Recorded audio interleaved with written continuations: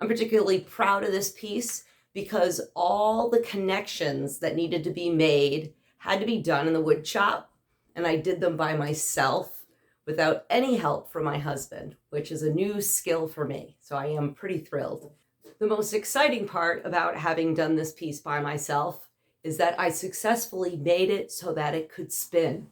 I pulled it off. And I even added a music box so that while the piece spins, you can listen to music.